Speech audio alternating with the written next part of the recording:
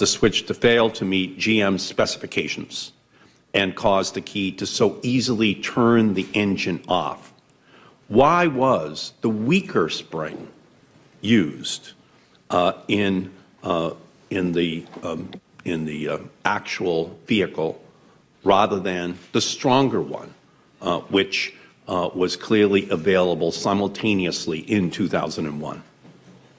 Senator, our investigation into that portion of the evolution of that switch actually supports what Mr. Valoukas also uncovered, in that the original specifications were sort of a target, and then as the switch evolved from a developmental standpoint, Mr. Ray DiGiorgio also wanted a switch that had a certain tactile feel. And by that I mean it would feel a certain way, a smoothness, as you moved it from one position to another.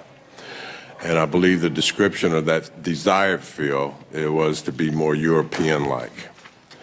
And in order to achieve that feel, that is where the softer spring comes into play, and as a result of that, the torque was lowered. Did Delphi produce or review a cost estimate that compared the costs of the two switch designs? I don't recall, but I would think the cost involved in that to switch from one to the other would be insignificant. Could you provide that information to us? Now, in 2006, when GM was starting to acknowledge that it had a problem, it changed the ignition switch design to this version. And this switch turned out to consist of the identical, stronger spring design that was not used in 2001, but available in 2001. Was Delphi involved in the design discussions with GM in this later period of time, and did you suggest the one over the other? That is, the one that was accepted over the one, this one, that was rejected in the earlier time period? Obviously, we were involved, or the change could not have been made. I mean, clearly that's there. Our investigation shows that the GM team was extremely concerned about warranty, customer satisfaction, and quality issues. They actually approached the Delphi side. Were there anything that could be done in order to raise perhaps the torque level to improve some of those issues? Not safety related, but quality. And then obviously what came up was a solution set that we have today. So do you have documentation back in that earlier period of time as to why one was chosen over the other? And if you have that, that is, you're saying that it was the ease of use that ultimately led to the selection of the one that did not work, as opposed to the one? Well, I don't think the selection of the D10 and plunger and the spring that was in play from the initial is in question in terms of it was selected and it was approved by General Motors. I don't think there's any. So yes, we do have that, and I think Mr. Valoukas' report supports that.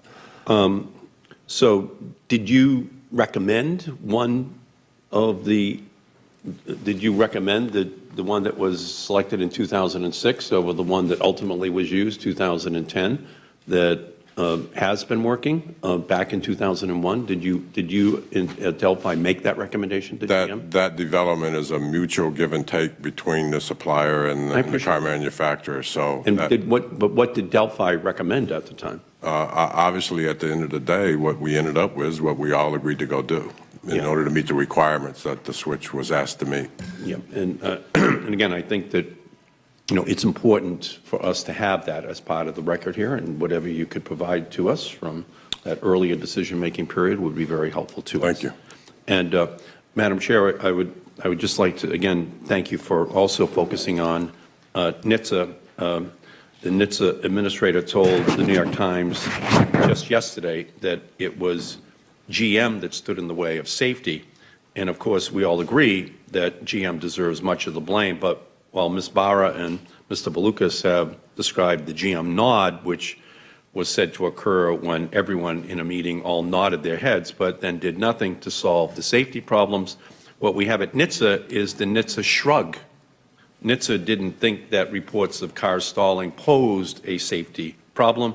NHTSA ignored its own contractors' reports linking the ignition switch defect to fatal accidents in which airbags didn't deploy. NHTSA paid no attention to documents it requested from GM that spelled out exactly what was causing these crashes, and NHTSA completely failed to notice the high numbers of consumer complaints and other reports about GM's vehicles that were submitted to its databases. And NHTSA was also repeatedly warned, and NHTSA also just shrugged in response. So we do have a GM nod. We also have simultaneously a NHTSA shrug. And I think the whole story ultimately has to get out there, and I thank you for your pursuit of the truth. Thank you. Thank you, Senator Markey. Mr. Milken, maybe you can explain,